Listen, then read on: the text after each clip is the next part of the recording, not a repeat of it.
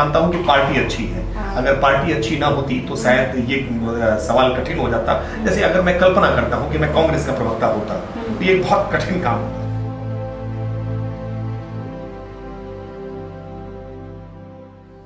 नमस्कार, मैं कौशिकी त्रिपाठी आप सभी का एक बार फिर से आपके अपने खास कार्यक्रम अतिथि उवाच में बहुत बहुत स्वागत करती हूं। और आज हमारे साथ, जो कि देश में बदलता एक माहौल चल रहा है, इसी को देखते हुए आज हमारे साथ जो इस चर्चा में मेहमान के रूप में शामिल होंगे, जी हाँ, अपनी हर मुद्दे पर अपनी बेबाकी से राय रखते हैं। और जी हाँ, हम बात कर रहे हैं भारतीय जनता पार्टी के प्रदेश प्रवक्ता श्रीमान राकेश त्रिपाठी जी का। सर, बहुत बहुत स्वागत है शो में आपका। कैसे हैं सर आप? बहुत अच्छा, बढ़िया। और आजकल सियासी माहौल बड़ा गर्म चल रहा है, तो क्या कहना है? नहीं, मौसम भी गर्म है इस समय अभी जुलाई शुरू हुई है और जुलाई में उत्तर प्रदेश में विशेष तौर पर ये गर्मी का मौसम होता है। मानसून की प्री मानसून की कुछ छींटें भी पड़ी है, लेकिन गर्मी, ये बात आपने ठीक कहा कि सियासी गर्माहट भी है। अब देश में राष्ट्रपति के चुनाव हो रहे हैं और राष्ट्रपति की एनडीए के कैंडिडेट द्रौपदी मुर्मू जी कल लखनऊ गई थी और उसके 2 दिन पहले विपक्ष ने भी अपने उम्मीदवार उतारे हैं, वो भी लखनऊ आए थे।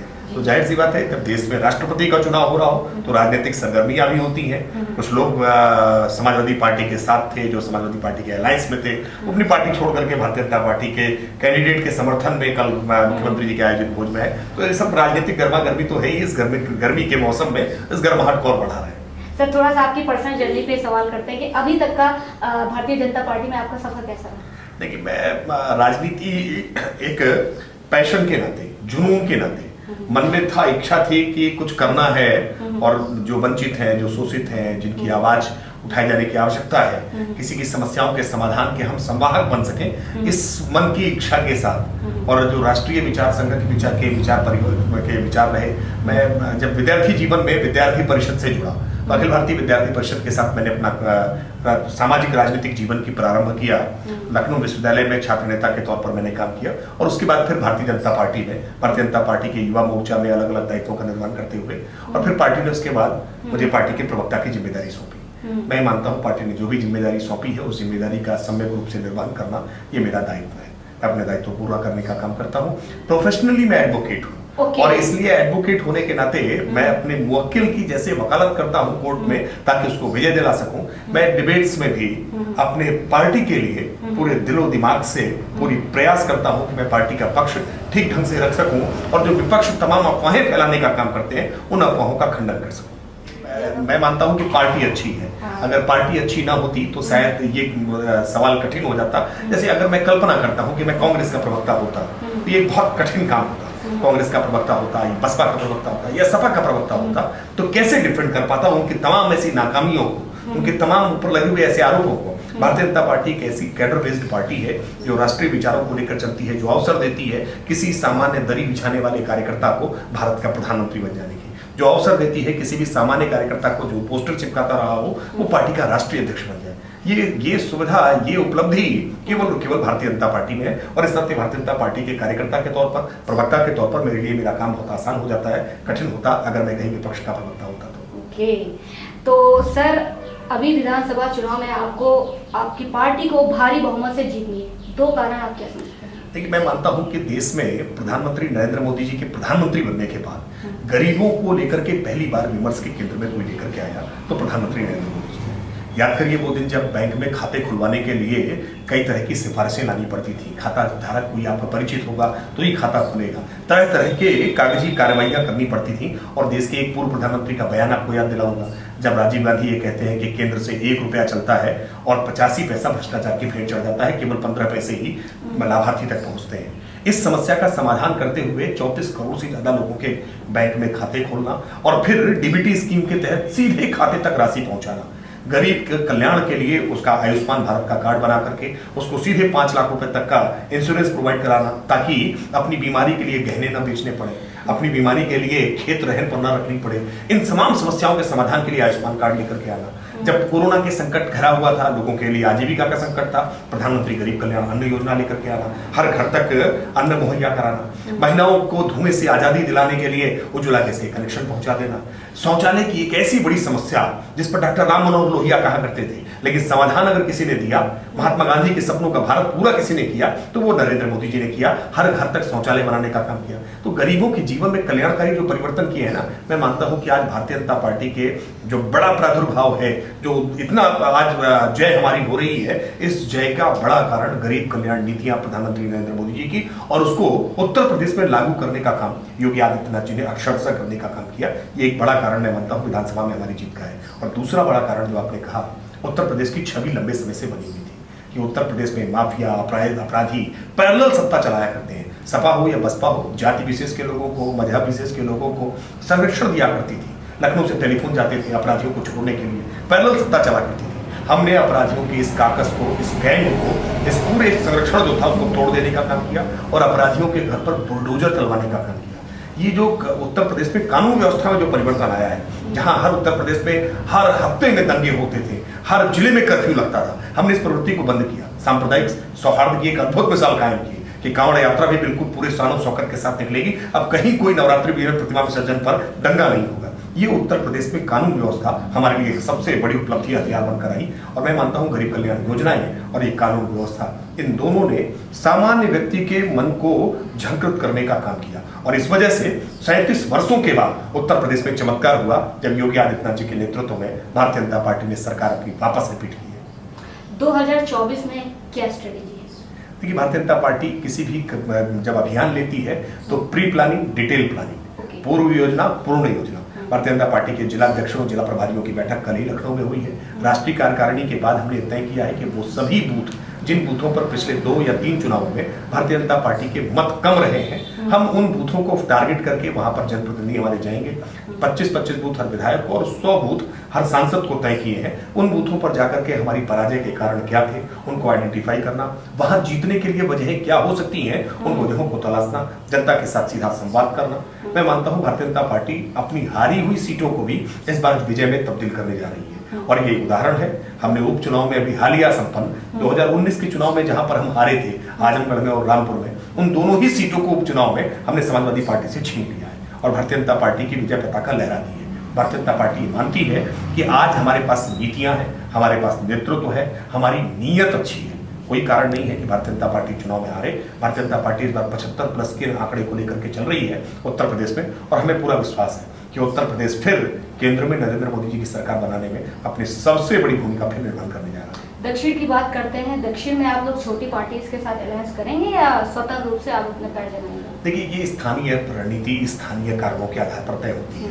हमने दक्षिण में हमारा प्रभाव कम रहा है पहले, लेकिन धीरे धीरे करके जो भारतीय जनता पार्टी के संदर्भ में तमाम मिथक हुआ करते थे कि भारतीय जनता पार्टी उत्तर भारत की पार्टी है, हमने मिथक तोड़ दिया। कर्नाटक में भारतीय जनता पार्टी की एक बार नहीं कई बार सरकारें बनाने का हमने काम कर दिया है। आज हम सबसे बड़े दल के नाते आज कर्नाटक में जाने जा रहे हैं। भारतीय जनता पार्टी का प्रभाव पिछले चुनाव में तमिलनाडु हो या केरला हो, आंध्र प्रदेश में हमने अपना प्रभाव बढ़ाने का काम किया है। पूर्वोत्तर में भारतीय जनता पार्टी ने अपना बड़ा व्यापक प्रभाव कर लिया है और पूर्वोत्तर में आज सबसे बड़े दल के रूप में भारतीय जनता पार्टी है। आज pan India Bharatiya Janata party देश में सबसे बड़े राजनीतिक दल, और अब देश में नहीं बल्कि दुनिया के सबसे बड़े राजनीतिक दल के तौर पर भारतीय जनता पार्टी इसमें सामने है। दक्षिण की रणनीति क्या होगी, ये स्थानीय नेताओं के साथ, स्थानीय प्रादेशिक नेतृत्व के साथ बातचीत करके, जैसे पिछले चुनाव हम कुछ गठबंधन में लड़े थे, इस बार किनके साथ गठबंधन करेंगे या नहीं करेंगे, ये स्थानीय लोगों के साथ परामर्श करके तय करेंगे। लेकिन ये बिल्कुल तय है कि दक्षिण भी इस बार भारतीय जनता पार्टी के लिए बहुत मजबूत गढ़ के रूप में उभर करके आएगा।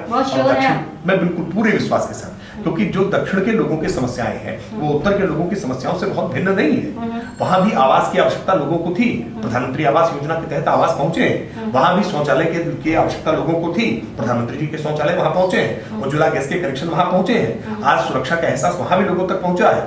आज जब हमने लाभार्थी सीधे पहुंचाए हैं डीबीटी स्कीम के तहत, तो वो दक्षिण में भी पहुंचे हैं, वो कर्नाटक में भी पहुंचा है, वो केरल में भी पहुंचा है, वो आंध्र में भी पहुंचा है, वो तमिलनाडु में भी पहुंचा है, वो तेलंगाना में भी पहुंचा है। तो इसलिए दक्षिण और उत्तर ये कोई भिन्न नहीं है। भारतीय जनता पार्टी एक भारत श्रेष्ठ भारत के इस नारे के साथ संपूर्ण भारत के जो गरीब कल्याण है उसके कल्याण के लिए लोक कल्याणकारी योजनाएं बना करके काम कर रही है। और हमें पूरा भरोसा है कि जब देश के प्रधानमंत्री इस बार नरेंद्र मोदी शपथ लेंगे तो अपने पुराने रिकॉर्ड को ध्वस्त करके एक नया रिकॉर्ड खड़ा करेंगे। सर, अभी एक केस हो गया जापान के पूर्व प्रधानमंत्री के साथ, और हमारे प्रधानमंत्री जी की सुरक्षा में भी 2 से 3 बार चूक हो चुकी है, इसे आप कैसे देखते हैं? देखिए, ये वास्तविकता में बहुत दुखदाई है। शिंजो आबे का जाना ये अपने आप में हर भारतीय के लिए बहुत दुखदाई है, और विशेष तौर पर उत्तर प्रदेश के निवासी होने के नाते हम सब इस बात को याद करते हैं कि कैसे वो बनारस आए थे, कैसे बनारस में जो रुद्राक्ष कन्वेंशन सेंटर बना है उसमें जापान के प्रधानमंत्री शिंजो आबे की क्या भूमिका रही है।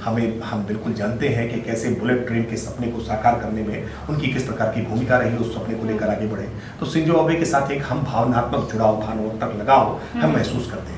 और किसी भी राजनीतिक कार्यकर्ता की जब इस प्रकार से नृशंस हत्या होती है तो ये पूरी दुनिया भर में जहां जहां भी लोकतंत्र है उन सबके लिए चिंता की लकीरें उत्पन्न होती है। और भारत के प्रधानमंत्री, जिसमें दुनिया भर में बहुत लोकप्रिय प्रधानमंत्री हैं, तो निश्चित तौर पर उनकी सुरक्षा को लेकर के चिंताएं हैं, लेकिन हम पूरे भरोसे के साथ कह रहे हैं आज भारत के पास जो स्पेशल प्रोटेक्शन ग्रुप है, प्रधानमंत्री जी की जो लोकप्रियता है, कोई दुश्मन भी ऐसा दुस्साहस नहीं कर पाएगा।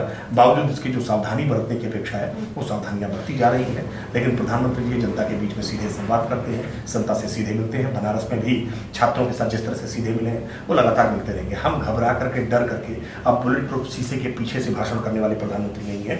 ये जनता की आंखों में आंखें मिलाकर जनता के बीच में सीधे उनके दिल को जीतने का काम करते हैं। तो हमें कोई घबराहट नहीं, कोई डर नहीं है। हाँ, हम चेतना के साथ हैं, हम सचेत हैं, हम चौकन्ने हैं, कहीं किसी प्रकार की कोई ऐसी घटना ना होने पाए, क्योंकि इस देश ने अपने कई ऐसे नेताओं को खोया है, चाहे राजीव गांधी जी हो, चाहे इंदिरा गांधी जी हो, देश ने अपने शीर्ष नेताओं को खोया है इस तरह से। तो ऐसे में हमारी ये सावधानी रखना ये बेहद आवश्यक है। शिंजो आबे जी की घटना को देख करके ये चौकन्ना जरूर हम रहेंगे। इस बात के लिए सुरक्षा एजेंसियां भी अपनी व्यवस्थाओं को चाक चौबंद करती रहेंगी। एक पर्सनल सवाल जो भी हम अपने शो में सभी गेस्ट से करते हैं, आपसे भी कर रहे हैं, आगे भारतीय जनता पार्टी में जब आपको बड़ी जिम्मेदारी मिलेगी तो आपका सबसे पर्सनली सबसे बड़ा ड्रीम क्या हो कि अगर मेरे को एक बार ये जिम्मेदारी हो तो एक बार मैं ये काम जरूर करूंगा? देखिए, भारतीय जनता पार्टी का एक पद स्थायी पद है, वो है कार्यकर्ता का।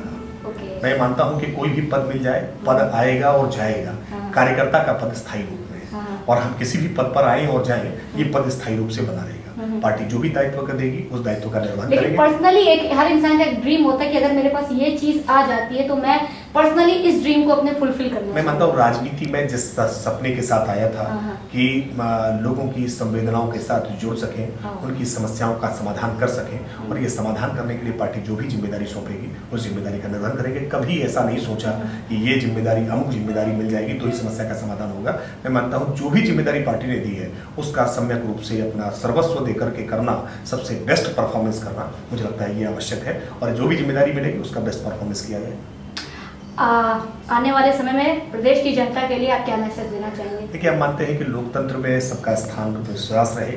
अपने वोट को जरूर आप अपनी ताकत समझें, ज़्यादा से ज़्यादा मतों के प्रतिशत को बढ़ाने का काम करें, और मत देते समय क्षेत्रवाद, जातिवाद, भाषावाद, पंथवाद, इन सब बातों से परे होकर के मुद्दों के आधार पर वोट देने का काम करें। आपका प्रत्याशी, आपकी पार्टी जो आपके मुद्दों का समाधान करने वाली है उसके साथ जुड़ने का काम करें। मैं मानता हूं क्योंकि इस कास्ट की पॉलिटिक्स ने और कम्युनल पॉलिटिक्स ने उत्तर प्रदेश को क्राइम और करप्शन में ढकेल देने का काम किया था। अब यूपी का कैरेक्टर चेंज हो रहा है।